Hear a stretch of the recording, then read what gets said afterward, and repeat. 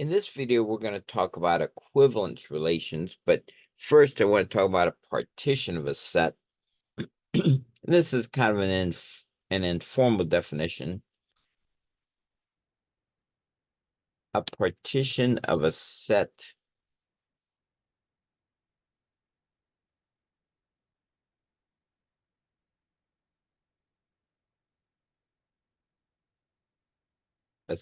let's say A,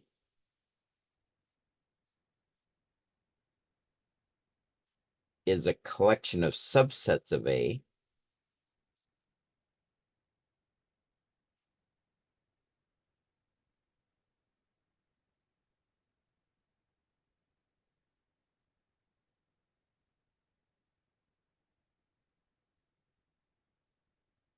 such that every member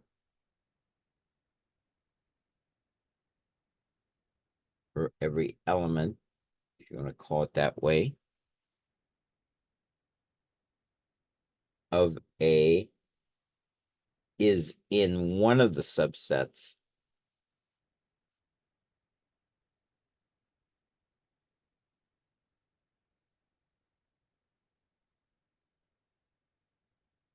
and no element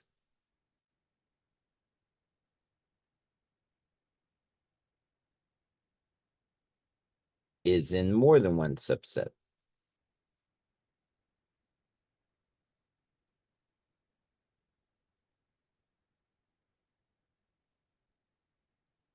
So let's just take a quick example. Let's say A is just the element 1, 2, 3, 4, 5. Let's stop at 6.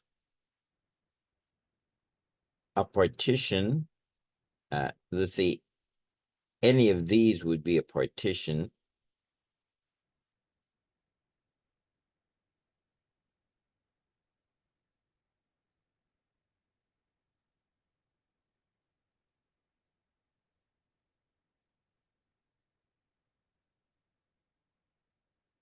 Let's say it could be, maybe the set 1, 3, 5, and the set 2, 6, and the set 4, like this. So notice that every element is in one of the sets. 1 is here, 2, 3, 4, 5, and 6. And there are no repeats. You don't see this. You don't see 1 in more than one set or 2 in more than one set. So this would be a partition. Or you could have, say smaller ones. Let's say 1, 6 and 2, 5 and 3, 4. Again, that would be a partition because you've got all the elements. No repeats. Or you could even have just single elements in each set. By the way, whenever you have a single element in a set, this is called a singleton. That set is called a singleton. So let's say if we could even have a partition which consists of just singletons. Or I guess technically you could just have the whole set. I think that would technically be a partition. Again, a partition is just a number of subsets. They have to contain all the elements, and there can be no repeats in the subsets. So this is a partition, this is a partition, this is a partition, this is a partition. There's many more options for partitions of this particular set. Now we come to the definition of an equivalence relation.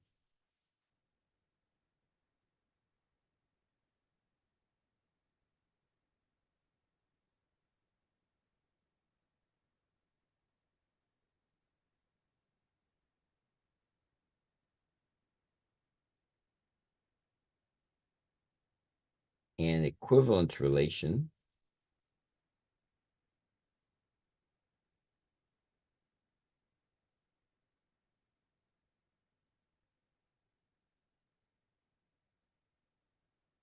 and let's call it R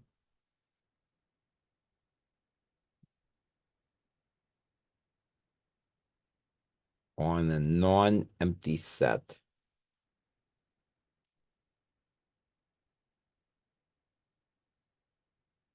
S is one that satisfies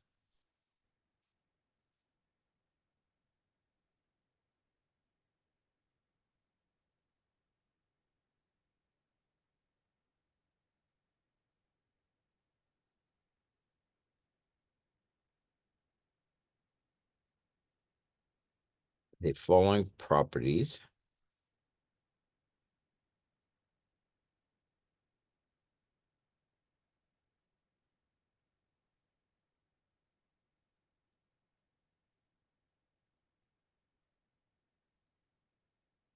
For all X, Y, and Z in the set S.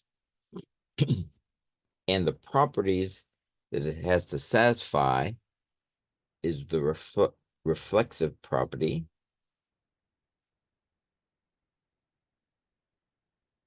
and that means that X is related to X, so an element is related to itself.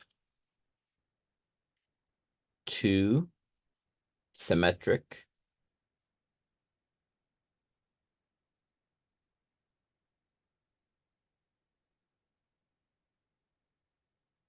If X is related to Y, then Y is related to X. And transitive,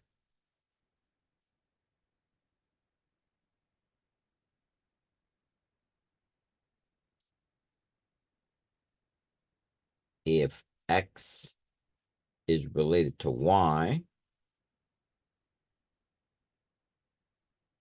and Y is related to Z, then X is related to Z.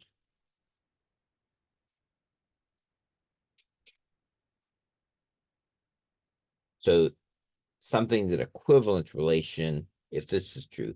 And for equivalence relation, sometimes they use R or they'll use, this symbol here.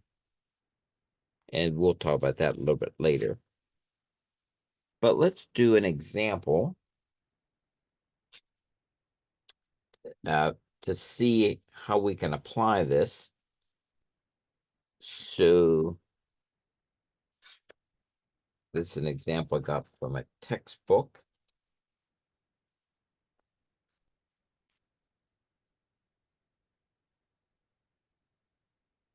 Textbook is written by a person, the name very hard to pronounce, so I won't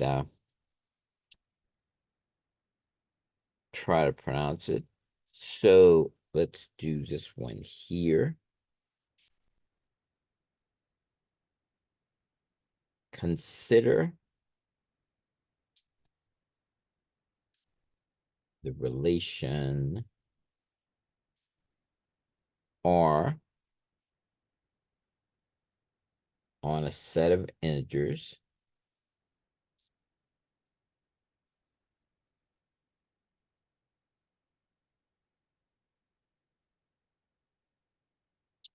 I should say on the set of integers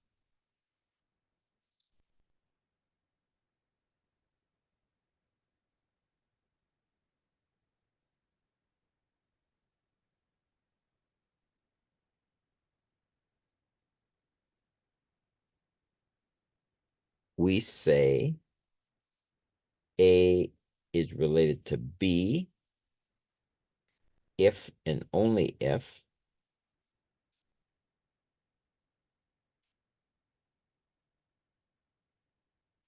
A minus B is divisible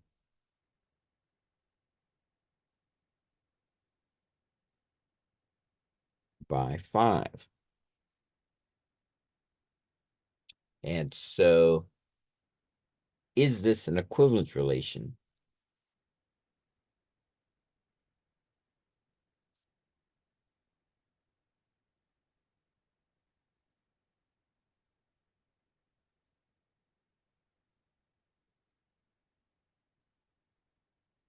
And so let's check the properties. One, reflexive.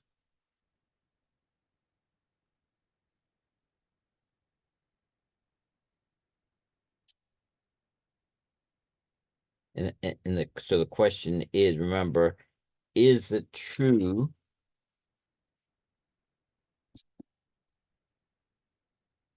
Is it true that X is related to X like this for any typical element? So again, if we think, of these terms here, again, that is, we really are saying like then is, since we used A and B, we're saying is A related to A, like this. So let's think about this. So A is related to B if and only if A minus B is divisible by 5. But what if they're the same? So if we have A minus A, which is always going to be 0, is divisible by 5. Remember, 0 is divisible by anything except by 0, of course.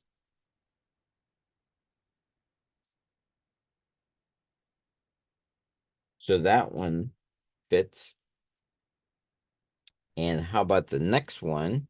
Remember, the next one we had was symmetric.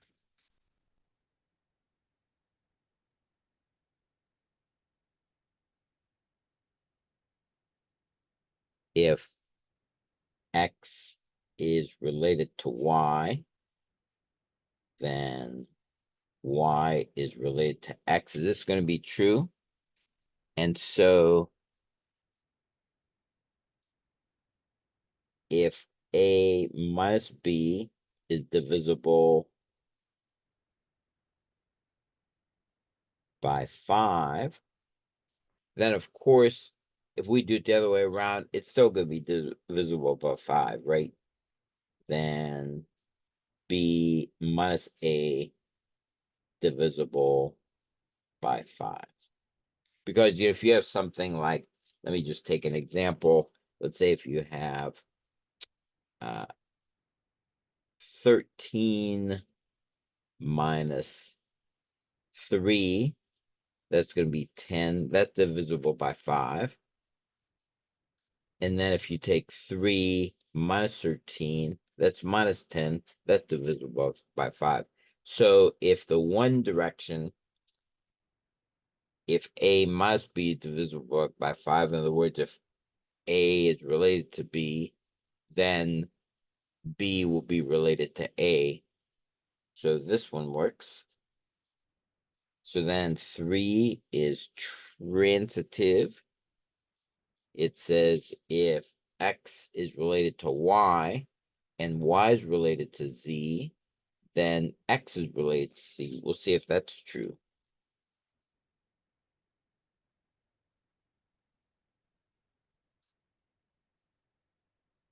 And let me write down the rule. If X is related to Y and Y is related to Z, then is it going to be true that X is related to Z? So we want to check that out. See if that's true. So let's think about this for a minute. We may have to put these in terms in, say, the general form that we have. So let's say, let's think of this. We could use X, Y, and Z, but I guess up here I would call it A, B. And so let me go with consider with A, B, etc. So if if A is related to B,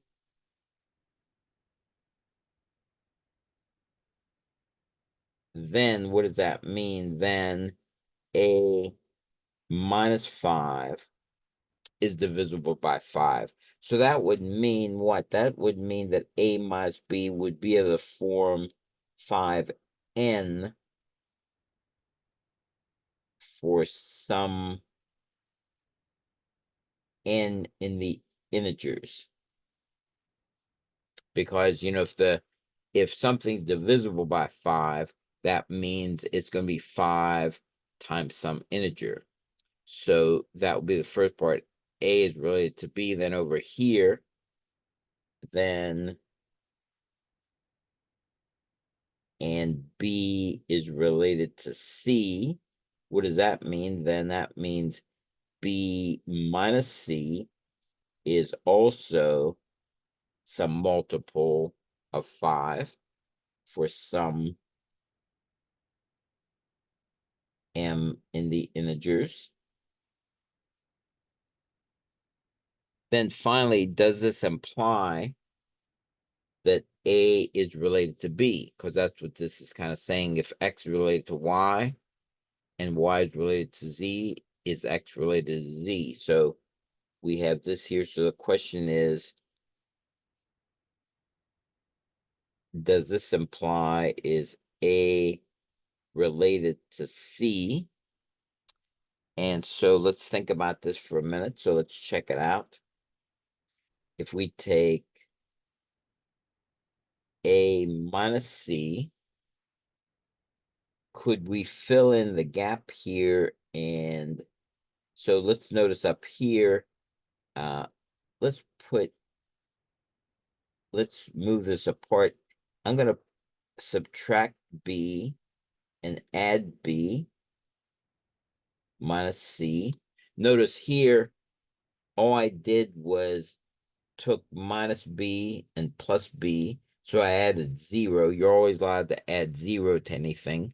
So I put those in between. And now we know from up here that A minus B is 5n. And B minus C is 5m. And we can factor out the 5. So we have n minus m like that. So you can see that this is divisible by 5. So that works as well. So this, what we wrote down here, is an equivalence relation. So here, or as we defined it up here, that the difference between two numbers divisible by 5 or is an equivalence relation.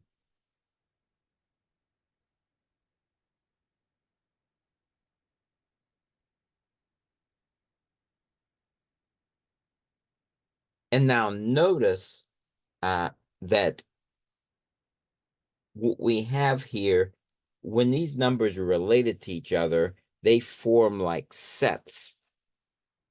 And they form, again, what were called equivalence classes. And so, like, for example, if we take the difference of two numbers and they're divisible by 5, that will form like a set. So, for example, let me write this here. So from this, so consider this set 0, and you could actually start back, I guess, from the negative integers as well.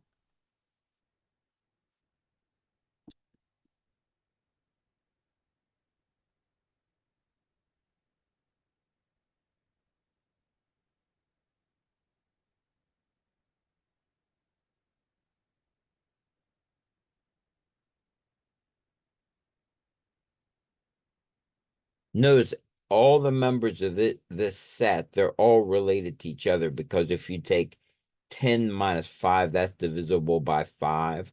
If you take 5 minus a negative 15, these are divisible by 5.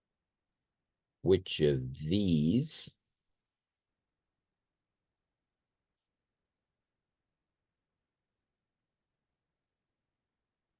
are equivalence relations.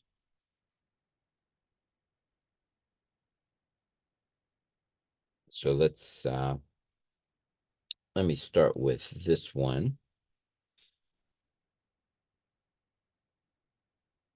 And sometimes they might put a this line to say X is related to Y like this, or like the last one, sometimes they'll put an R here. X is related to Y if the absolute value of X is equal to the absolute value of Y. So is this an equivalence relation? So let's go through our steps again. So remember, we want to do reflexive.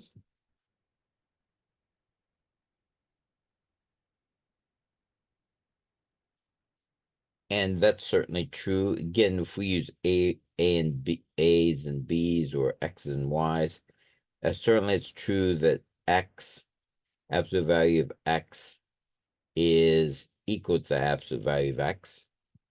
So remember, reflexive is when these are the same. So that's certainly true. And how about 2? That was symmetric.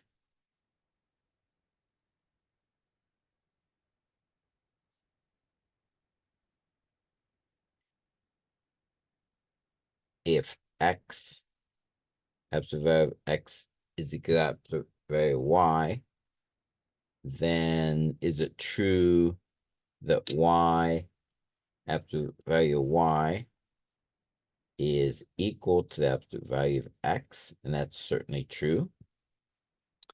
And transitive,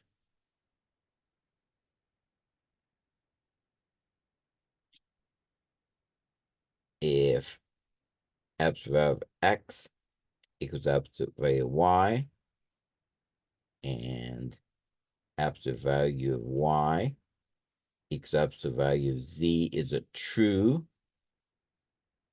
that absolute value of X is equal to absolute value of Z? That's certainly true. So this one is yes. How about if we had something like this? X is related to Y if X is less than Y. And let's try this. Reflexive.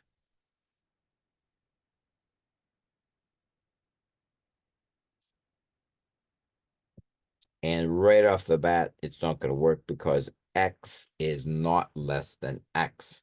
Remember, for the reflexive step, we need that X is related to X. But if this is the relation less than, this doesn't work. So we can stop right there. So what if we modified this a little bit? Let's say X related to Y. Again, sometimes we'll use this, or sometimes we'll use the R. So X is related to Y. What if we make this a less than or equal? Now let's look at reflexive.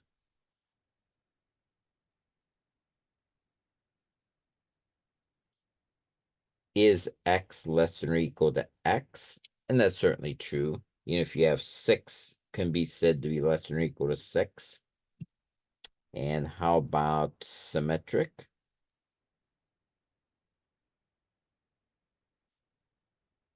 If X is less than or equal to Y, then Y is less than or equal to X. Is that always going to be true? And I think the answer is no. Because you could pick a number, you could say 3 is less than or equal to 4, but 4 is not less than or equal to 3. So this one also is no. And let's see, what else could we say? Let's try this one. So far only that first one was. Let me try another one here. Let's say X is related to Y. Let me call this D. X is related to Y. If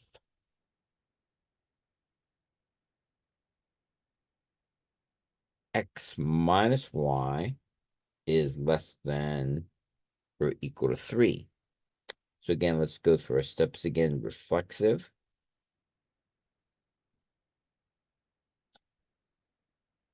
Can we say that X minus X is less than or equal to 3? Certainly. So it's always, that's always going to be 0. So that's certainly true. And so how about symmetric?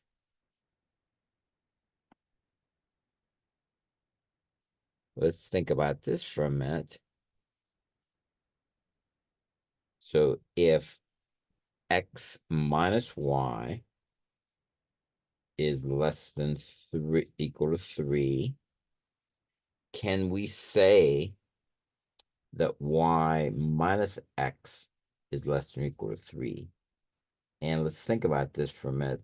So now, one thing, note that if this is true, then we can say we could factor out a -1.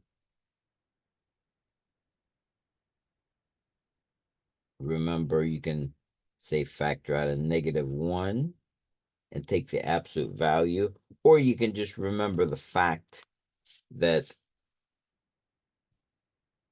X minus Y is always going to be equal to Y minus X. Again, the way you could justify that, you could say X minus Y is equal to pull out a -1, Y minus X, and that's equal to the absolute value of -1 Y minus X, which is going to be, this is going to just be 1. So this is going to be Y minus X. So we determined here that X minus Y is equal to Y minus X. So therefore, if X minus Y is less than or equal to 3, and that's equal to this, then this is certainly less than or equal to 3. So, okay, so good so far. So we just have one more to check, and that's the transitive.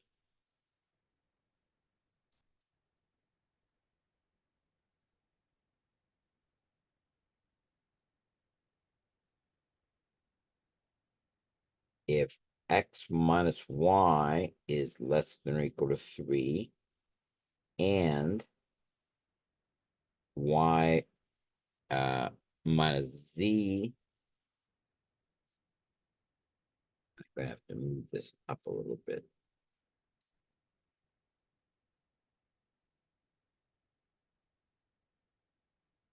And Y minus Z is less than or equal to 3. Is it true that X minus Z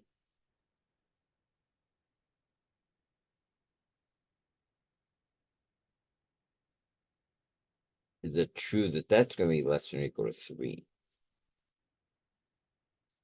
And actually, when you kind of think of this here, these numbers could be building on each other quite nice. So in other words, this could be a difference of 3, and this could be a difference of 3 that's bigger yet. So you could maybe think of something like this.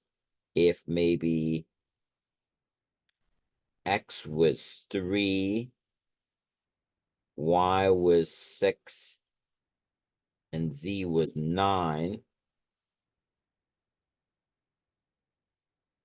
then this is not going to work, is it? So here, so again, let's say if this is X, Y, and Z, so X minus y would be 3 minus 6 equals 3. So that's certainly less than or equal to 3. And then y minus z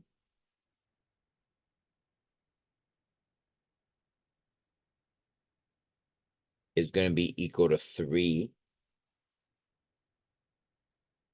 So that's less or equal to 3, but x minus z is equal to 6, which is not less than or equal to 3, like this. So this is not an equivalence relation.